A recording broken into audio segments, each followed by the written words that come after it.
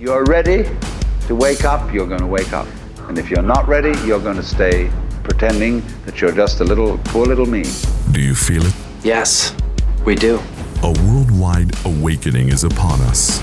Welcome to the Universal Consciousness Show. The Universal Consciousness Show. Where we explore topics such as UFOs, aliens, banned medical cures, as well as classified secret knowledge. Come question your holographic existence. Share experiences from the other side. This is a show that will expand your mind as we decrypt the symbolic messages locked away deep within your DNA. And now, your guides for this magical journey. The hosts of the Universal Consciousness Show, Agi Nast and Diana Seraphim. Yes, you are listening to the show for the thinking global citizen. And we have a fascinating guest with us here today. But first, let me tell you how you can connect with us. My name is Agi, and I'm one of the hosts, and my co-host Diana is over in Germany. Are you there, Diana? I'm here. Hello, everyone. Hello, hello. And then for those of you that like to hear this show again, you will find us archived at our website and also on the universal-consciousness-show.com website. On YouTube under Universal Consciousness Show, on Facebook under my name and the show's name, and also on Twitter. And of course, if you are watching or listening at kcorradio.com, it is also on the archives at the radio station. And there is a, down at the bottom of the page, if you are at the KCOR radio website, there is a donate button. And if you like what you hear, feel free to show your appreciation at the donate button also. It really would make us feel good to know we're doing the right thing. And today we have a guest with us. Her name is Maria Ducuta. And I'm sure I butchered that name, but maybe she can set me straight later on. She is from Bucharest, Romania. And that is where she is calling in from today. And she's only 28 years old. But wait until you hear what she has done in those 28 years. She is a Bachelor of Arts of Political Science in English and Masters of Art in International Relations and other master degree in cooperative politics.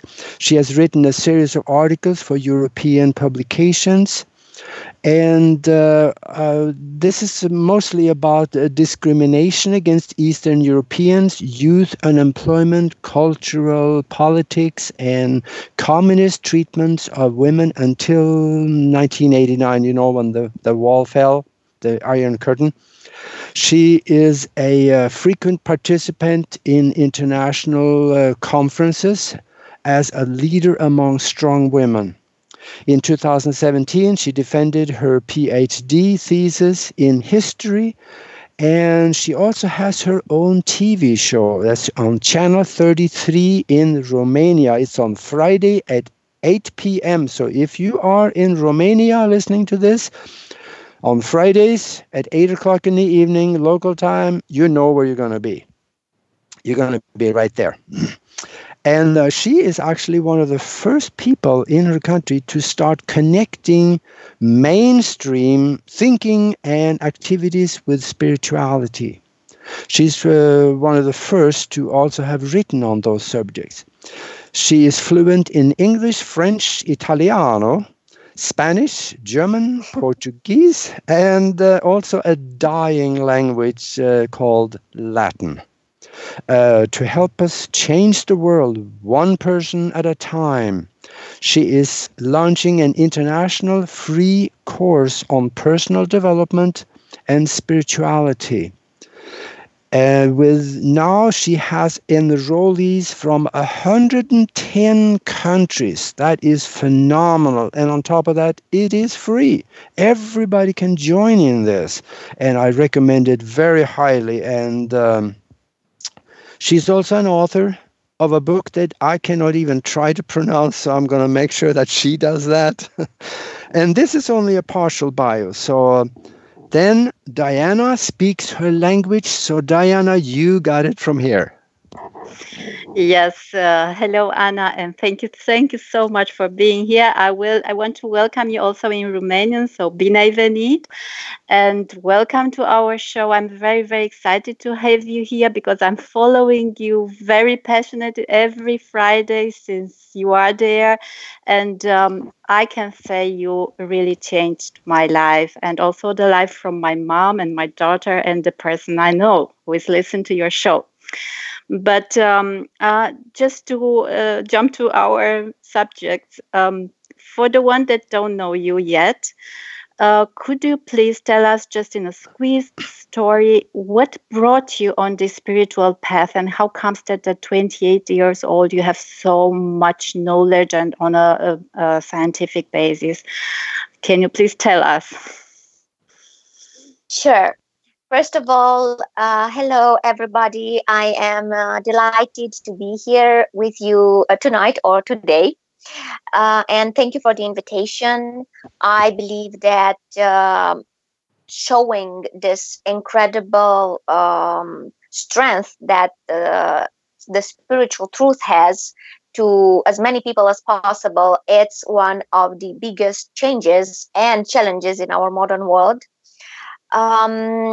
I think that my whole life has been spiritually influenced since I was born and up to this point. Because if you look closer around you and inside you, you discover that this universal energy that flows through you carries one very important message that you will just discover and learn your whole life. That is that we are an undying form of consciousness that travels through space and time to reach its purpose of unconditional love.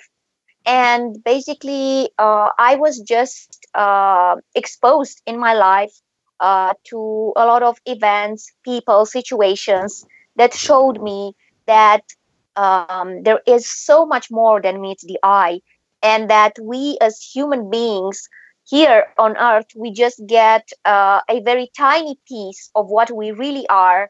And when you accept and start to discover this spiritual dimension that is your natural dimension, I just want to make a parenthesis. Sometimes people are making fun of spiritual people, or they say they are insane, or maybe they just don't have other stuff to do.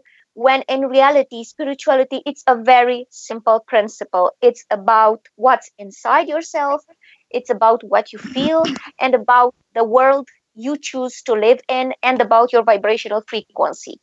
And when I have started to realize the depth of this spiritual world that I was living in, that was living inside of myself, it was liberating, it was enlightening, and I just felt that I had to share it with everyone who is, of course, willing to listen to me and is prepared to listen to me and wants this kind of information. And each day that goes by, I feel so inspired by all the people that are telling me, like you told me, Diana, that you listen to me and you listen to my shows. This is the biggest reward, to know that you can make a positive impact in someone's life. Oh, definitely, yes.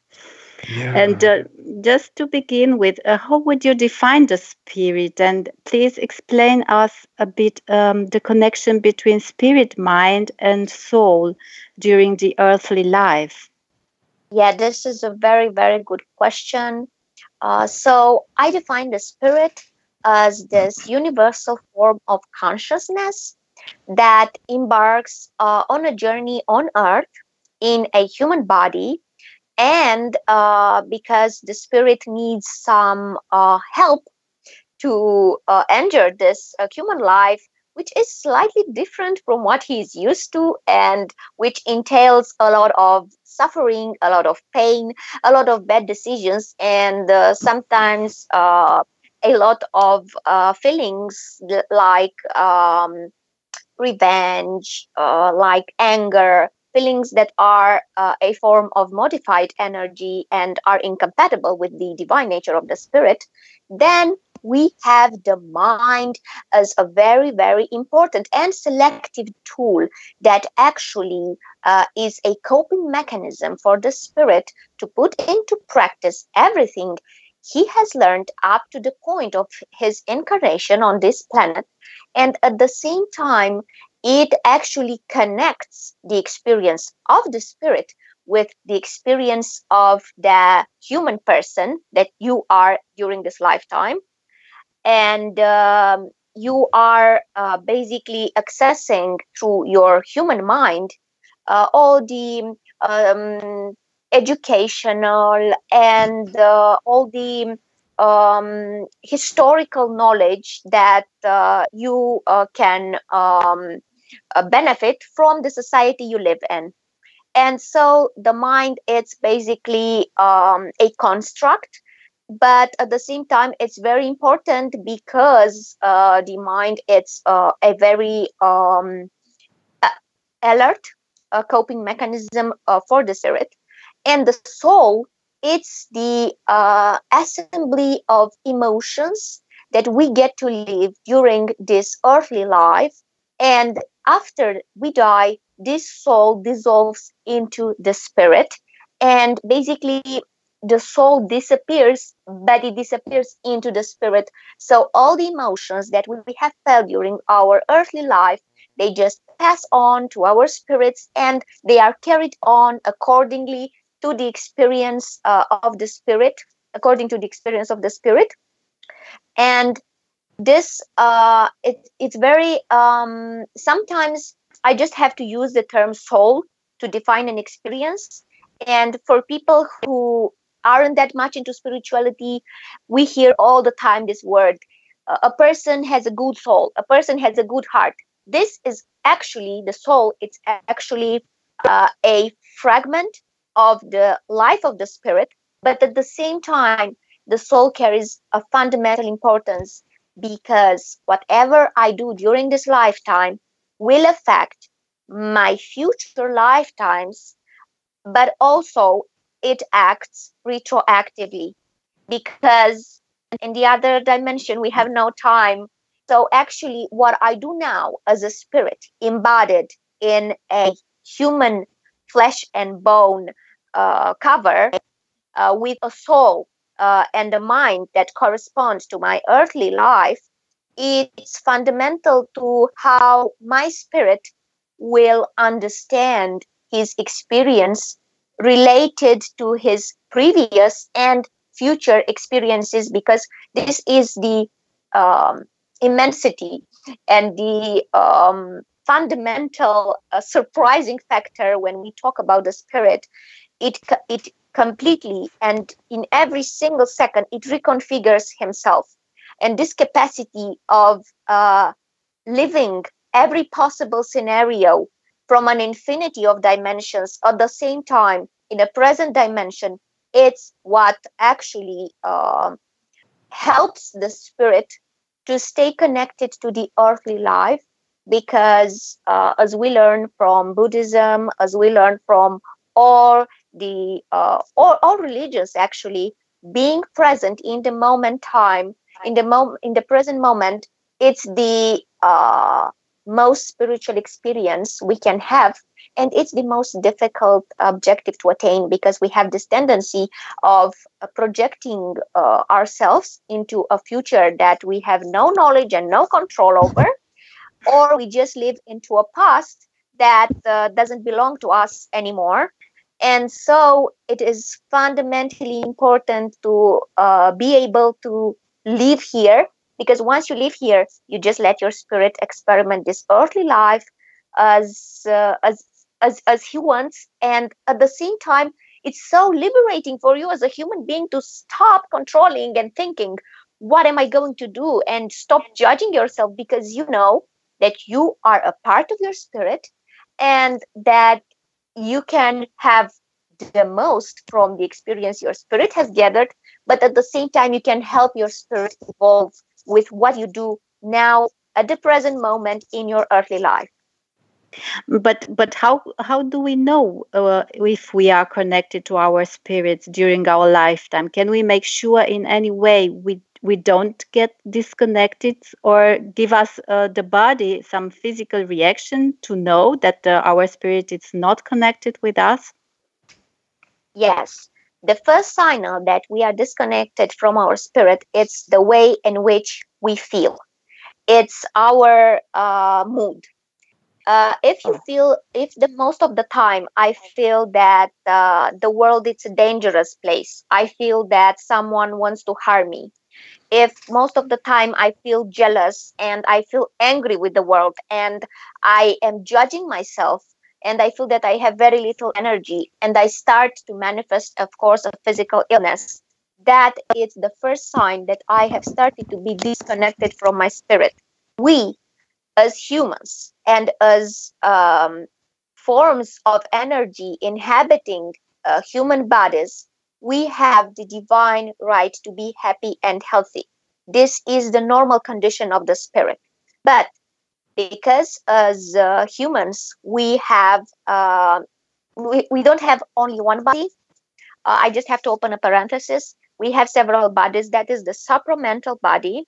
We have the mental body, the etheric body, and the physical body. What are all these bodies? Basically, they are layers attached to our physical body, and on these layers, our spirit is inhabiting our physical bodies, because there must be some connection between this divine spirit and the physical body, which the physical body is impregnated with very heavy fluids. It's a very low frequency energy. So basically, the intermediary bodies help the spirit to translate this astral energy to our physical bodies to keep us in shape and healthy.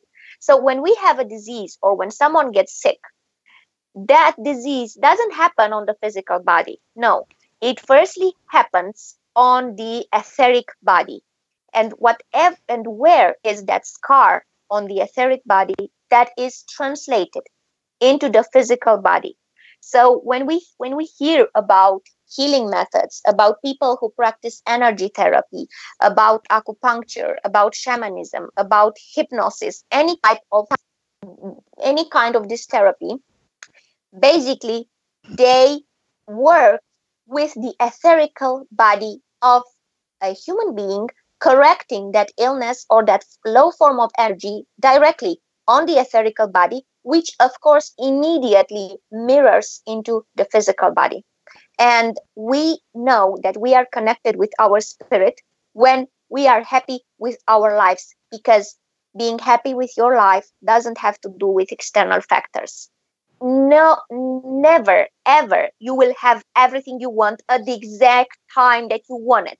This is impossible. Or you will have it for a very short period of time, and then you will spend your life thinking how you lost what you had and how you don't have it anymore and being unhappy about it. So the source of happiness, it's only inside ourselves, and it's only in the reality that we shape inside ourselves. So basically, when you are living in the present moment, and when you are aware that you are a spiritual being, you know that being connected to your spirit, it's being happy that you are present in your life, and you just learn to cope with everything negative, positive, sad, happy, in a way that doesn't put you down, because we will always experiment negative things. But the way in which we train our souls and our minds to react to those things, it's the way in which we will change and switch our vibrational frequency. And once you switch your vibrational frequency, basically you are shaping your own reality, and you start living in yourself, by yourself, and for yourself. And you just stop being pressured to follow a certain mental mental construct that you have for a happy life. But what about the illnesses, the diseases that we choose prior to incarnation? So our spirit will choose in this life that I will have to die on cancer, let's say. Can we override this? So as soon as we understand that this is an karmic experience that I have to do in order to accomplish something, can I heal this disease, and can I override? So can I skip this experience as soon as I'm awake, to speak like that? The answer is yes and no. It really depends on the way in which that spirit firstly evolves during the lifetime. And secondly, it depends on the next incarnations of the spirit. So let's say that we have a very good spirit having a terminal disease, and the spirit has already pre-signed his contract, to finish his lifetime here in a certain point. But if that spirit acknowledges the fact that it's the best way for his future evolution to leave the planet, he will live it regardless of any cure he finds or anything that can help him. But if that spirit understands that it's better for him to stay on Earth, then something will happen and he will find a cure and he will stay. We only stay on Earth as long as our spirit needs it. We use this human experience to help us develop our spirits. Once we take everything we need to go further with what we accumulate during this lifetime, there is no need for the spirit to be held into this cage and limited and conditioned by so many things. And of course, the spirit chooses what is best for him. So it's like you have to choose between going on holiday or going again to school. Of course, you want to go on holiday, and the spirit knows that if he has finished school and it's holiday time, he will definitely take the holiday he deserves. And that holiday, it's returning back to his roots, and that is the spiritual realm where he belongs. Yeah, I was wondering too then, we can get disconnected from spirit. Could it possibly be to the level of disconnect that someone may end up without a soul attached? We are never completely disconnected from our spirits, otherwise death comes. But our spirits can be slightly distant to the energetic points that are called chakras. And when that happens, we start to have depression, anxiety, we start to have an empty feeling, and of course, we start having problems with our physical bodies.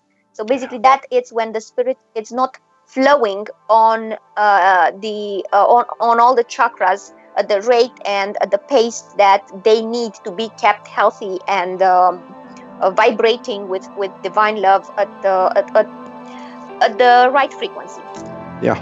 Now, I see we're coming up on a break, and we're coming back with Ana Maria here shortly, so stay with us. This is going to get good.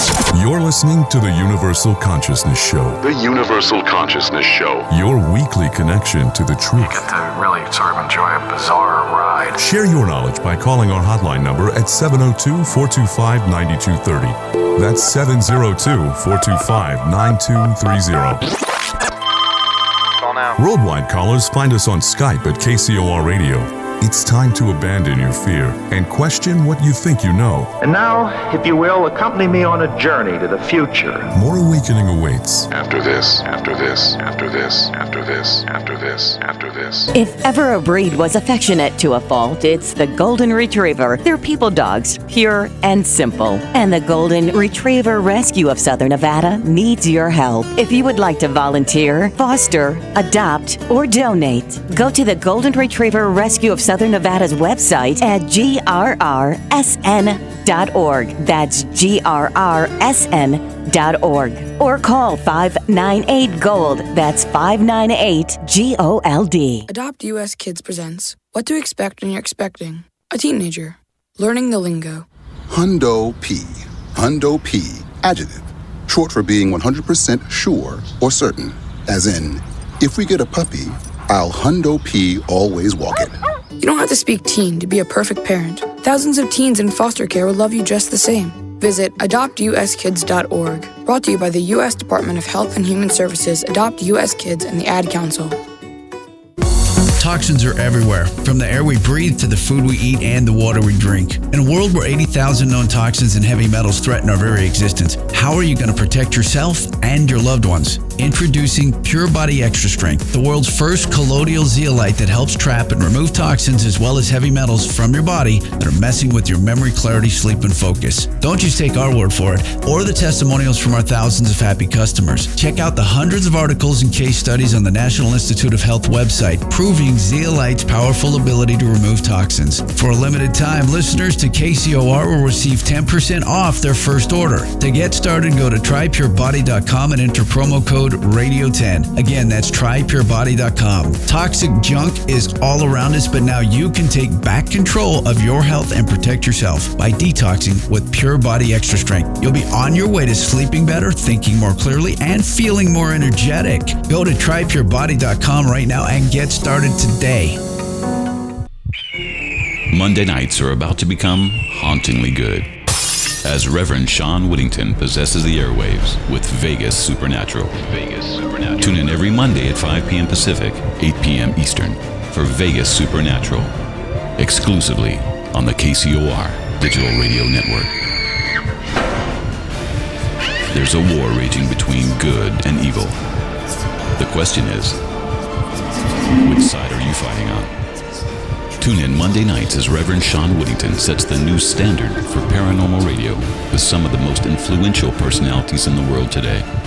Vegas Supernatural, hosted by Reverend Sean Whittington, every Monday night at 5 p.m. Pacific, 8 p.m. Eastern, exclusively on the KCOR Digital Radio Network. The one show even the devil doesn't want you to hear. Going live in 3, 2, 1.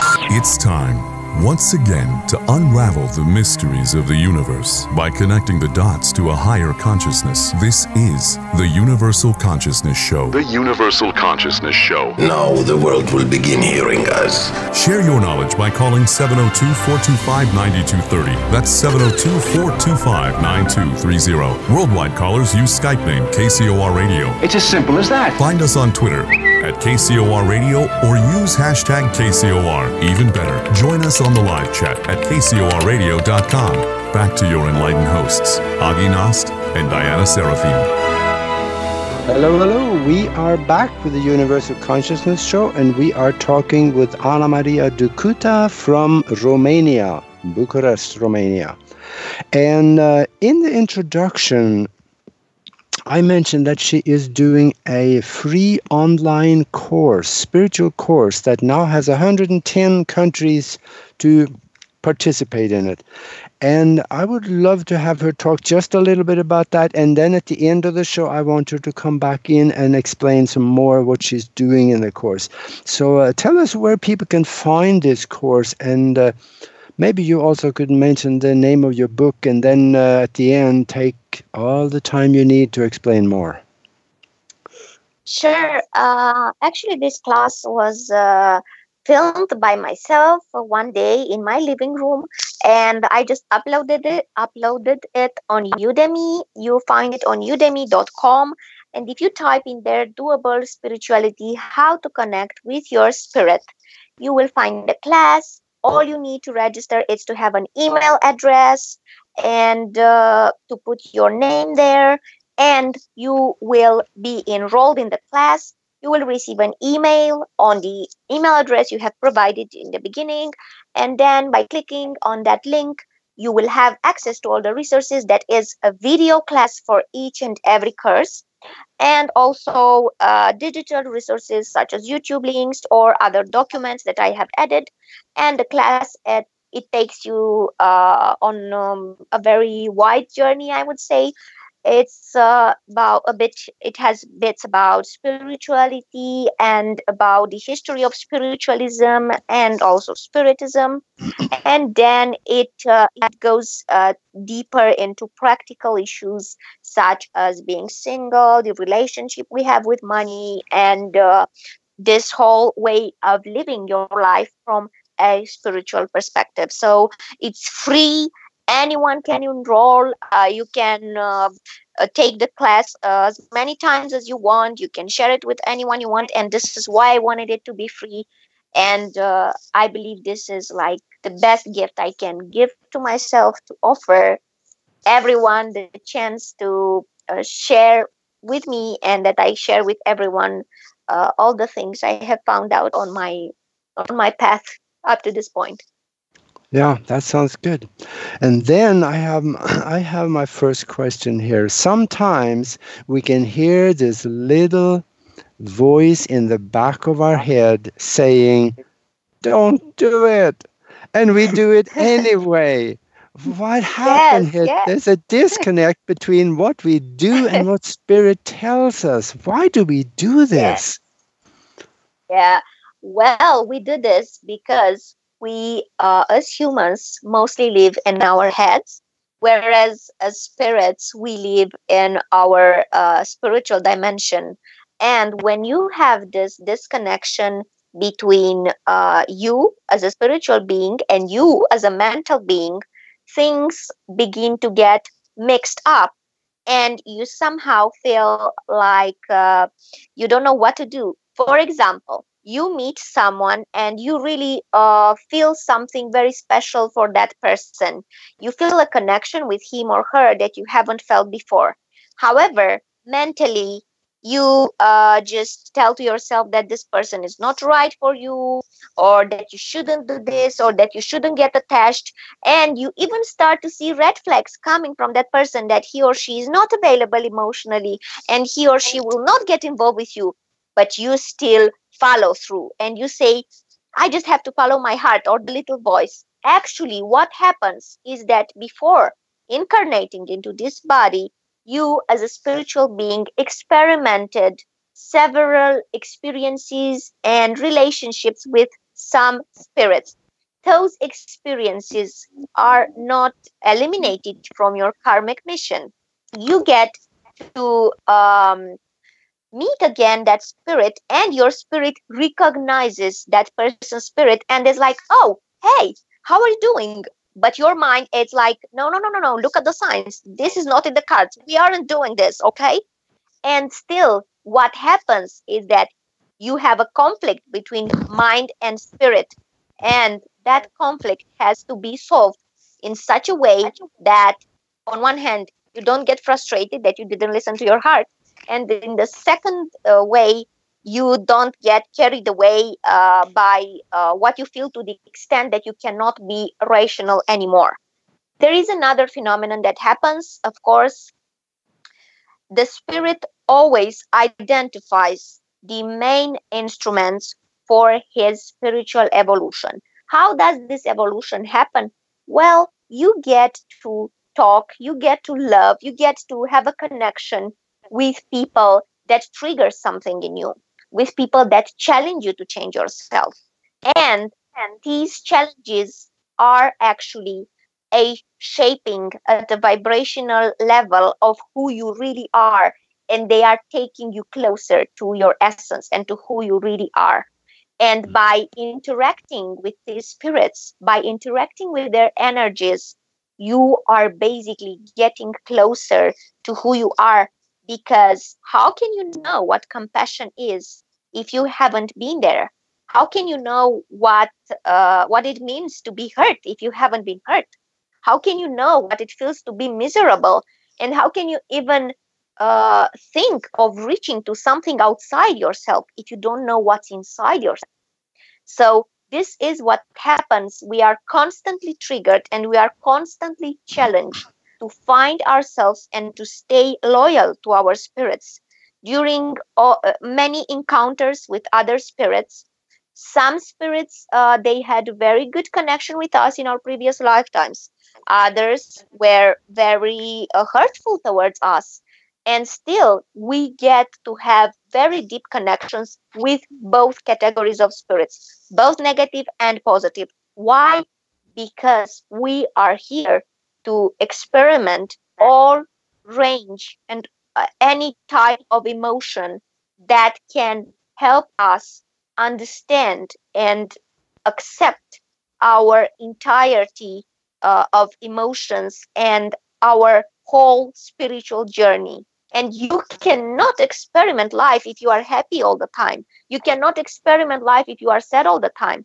You have to go through each and every possible mood during this lifetime, to each and every possible social status, so that you go, you dig deeper, and you find that in except all these emotions and thoughts, there is something that it's beyond your understanding sometimes, but that is who you really are, and that is the spirit. And once you understand the spiritual dimension, even when you bump into some spirit that it's not good for you, and that you know it, I mean, your little voice is saying to you, this person is toxic to you.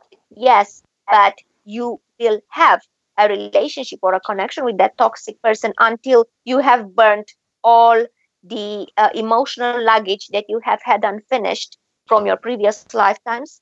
And this will be a very liberating experience, although you see it as very painful. However, we should not be led astray by this idea that suffering, it's liberating, and that, okay, let's suffer, let's identify people that hurt us.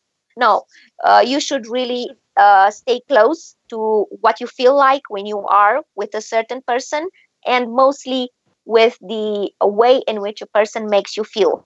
If someone, anyone, doesn't matter who or she is, doesn't matter if it's family or a lover or a husband or mother or father, if that person's vibrational frequency is making you feel stupid, it's making you feel unconfident, is making you feel very little compared to that person, then you are not safe, and you are always responsible for your happiness by the way in which you choose the people that stay in your life. And this is a very personal decision, and eliminating toxic people from your life, it's not a sin, it's not against God's wish, it's not against your spirit's wish, it's a necessity, but it all happens according to your karmic mission.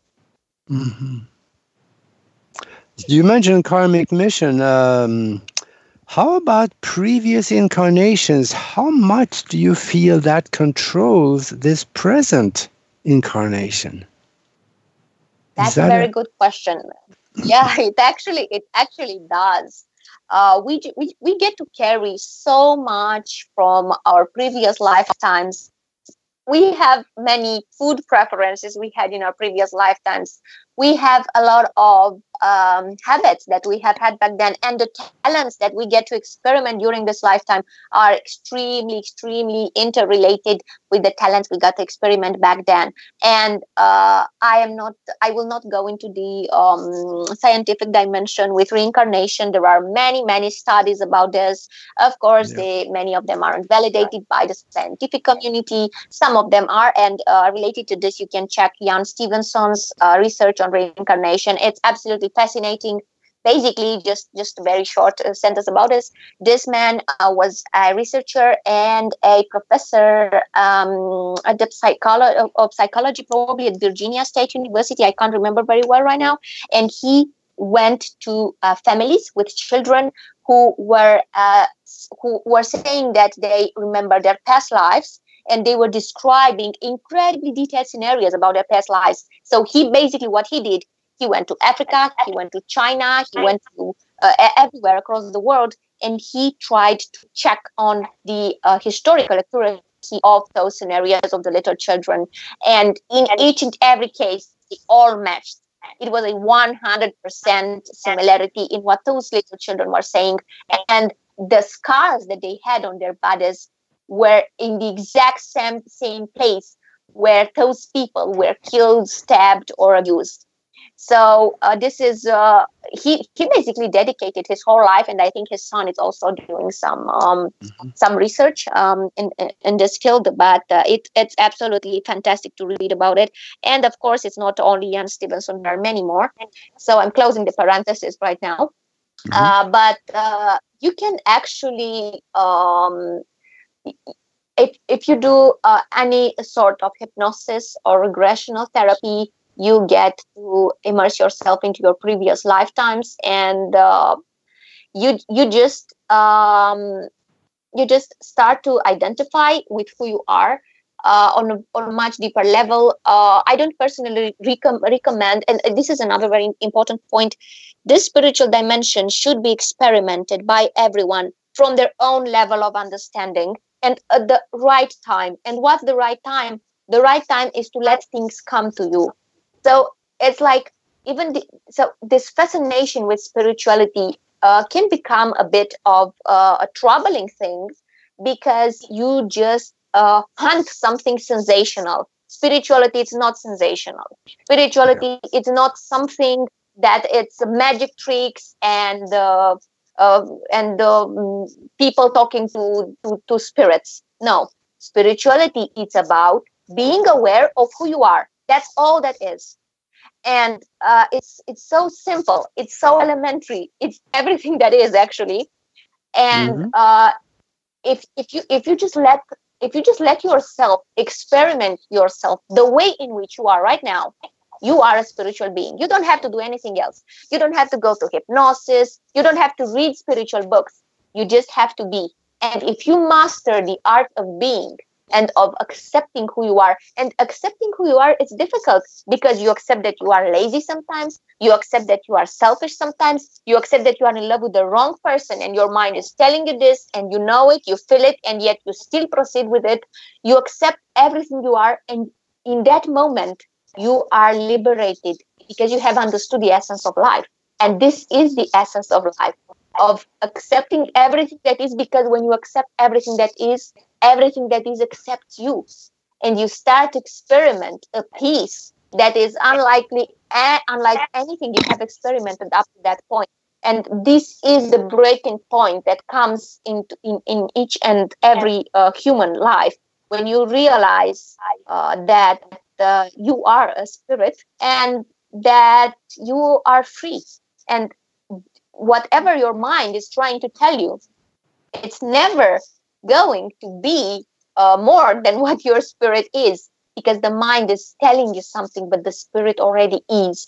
And the act of being, it's above any other act of thinking or doing. Being is everything that is, and it's the most powerful tool we have to access ourselves. But the question that I think most people are having in their heads when you talk about spirituality, and that the spirit has a karmic plan for us that will be fixed prior to our incarnation. How can I use then my free will? Where is my free will if I have to follow a karmic plan from my spirit? That's a very good question. The free will is present. And this is the most entertaining thing about your spirit. Yeah. You come with a karmic mission, but the way in which you choose to experiment this karmic mission, the pace you choose to experiment your karmic mission, is your free will. So, for example, let's say that you have written in the stars. Yeah, I'm using this metaphor. Yeah. You have written in the stars to be with a certain man or a certain woman. Yes, you are taking this information, which is something related to your spirit, and according to who you are during this early life, you interact with this information. This means that you can choose to be with that person or not to be with that person. What happens next is that you have a reconfiguration of your karmic mission. You will still experiment the absolute and whole range of vibrations that you were supposed to experiment if you would have chosen to be with that specific person. You will experiment in other way with someone who is different from that person, but which can bring you the same karmic lesson. So you basically get to choose from an infinity of variables, but actually the sum of these variables, it's always equal to the sum of all the possible scenarios that could have happened if this variable wouldn't have been present at the exact same time. So basically, you are having an experience that you are programmed to have, but at the same time, you are programming this experience, and you are putting yourself in balance with the decision of the universe for you to experiment this. But whatever happens, experiments you first. So basically, you are retroactively experimenting something that has already happened inside yourself. And then, and this is another notion of the self, because the self is something constructed, there is no self, but this is a bit too abstract, and we need to use this expression of self, but actually we are just spirits, and we construct this self because we need to operate in the human world. And your karmic mission, it's always reconfigured by your free will. However, your free will not cancel the karmic mission, but it will decide when those events will take place. And of course, there is another factor, and that is the depth and the evolution of your spirit during a certain lifetime. Because once you are very committed to yourself and very committed to your spirit, you can erase some events that are written on the karmic mission, and you can basically rewrite some parts.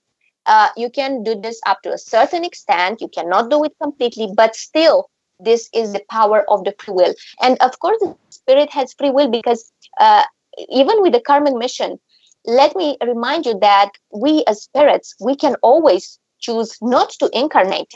So basically, when a spirit is in the astral realm, he is presented by the other spirits with several options. But he knows that incarnating, it's the fastest way to burn this karma. It's the fastest way to get rid of everything that is impure.